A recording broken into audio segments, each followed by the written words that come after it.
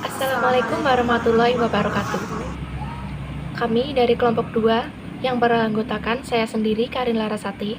Perkenalkan, saya Zulfa Maulina Eka Purnama dari Prodi Ilmu Komunikasi dengan NIM 301200007 Dari program studi Ilmu Komunikasi Fakultas Ilmu Sosial dan Politik Universitas Selamat Sri. Di sini kami akan mempresentasikan tentang proses politik Indonesia. Periodisasi proses politik Indonesia dapat dikategorikan sebagai berikut. Masa prakolonialisasi, masa kolonial, masa demokrasi liberal, masa demokrasi terpimpin, masa demokrasi Pancasila, dan masa reformasi.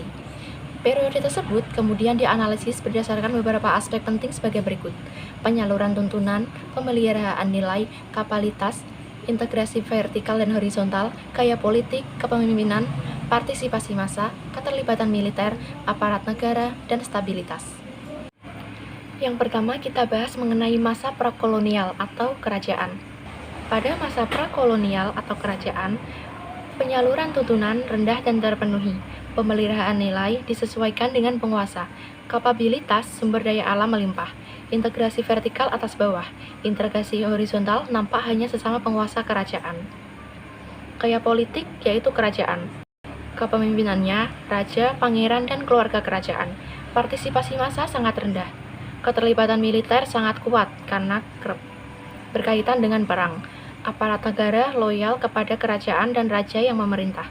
Stabilitas stabil di masa aman dan instabil di masa perang. Yang kedua, ada masa kolonial atau masa penjajahan. Pada masa kolonial, penyaluran tuntunan rendah dan tidak terpenuhi. Pemeliharaan nilai sering terjadi pelanggaran HAM. Kapabilitas melimpah tapi dikerup bagi kepentingan penjajah. Integrasi vertikal atas bawah tidak harmonis. Integrasi horizontal harmonis dengan sesama penjajah atau elit pribumi. Gaya politik penjajahan, politik belah bambu atau memecah belah. Kepemimpinan dari penjajah dan elit pribumi yang diperalat. Partisipasi massa sangat rendah, bahkan hampir tidak ada. Keterlibatan militer sangat besar. Aparat negara loyal kepada penjajah. Stabilitas stabil, tapi dalam kondisi mudah pecah. Yang ketiga, ada masa demokrasi liberal. Penyaluran tuntunan tinggi, tapi sistem belum memadai. Pemeliharaan nilai, penghargaan HAM tinggi. Kapabilitas baru sebagai yang dipergunakan, kebanyakan masih potensial. Integrasi vertikal dua arah, atas bawah dan bawah atas. Integrasi horizontal. Disintegrasi muncul solidarity maker dan administrator. Gaya politik ideologis. Kepemimpinan Angkatan Sumpah Pemuda tahun 1928. Partisipasi massa sangat tinggi, bahkan muncul kudeta. Keterlibatan militer dikuasai oleh sipil. Aparat negara loyal kepada kepentingan kelompok atau partai. Stabilitas, instabilitas.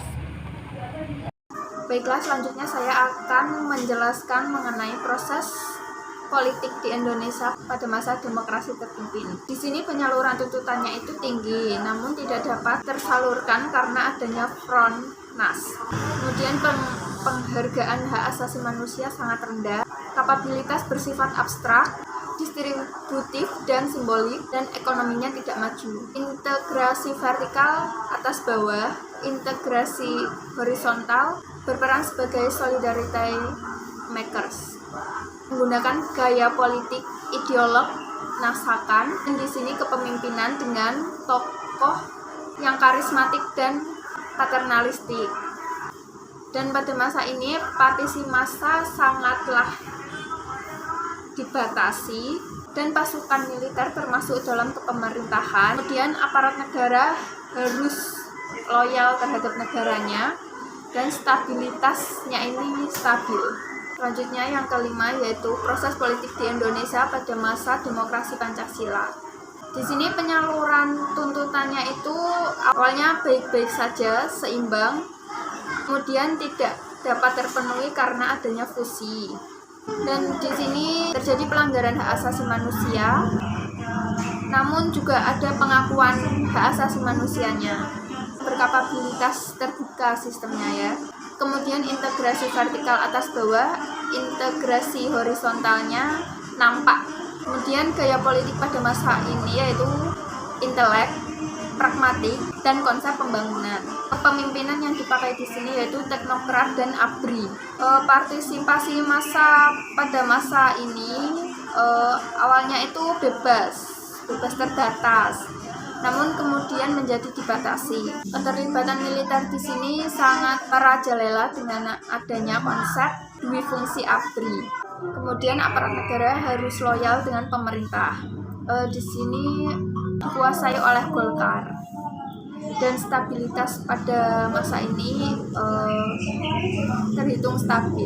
Kemudian yang terakhir pada masa reformasi ya, penyaluran tuntutan di sini itu tinggi dan dapat terpenuhi semuanya. Penghormatan hak asasi manusia tinggi, kapabilitas disesuaikan dengan otonomi daerah. Integrasi vertikal di sini ada dua arah. Yang pertama atas bawah dan bawah atas.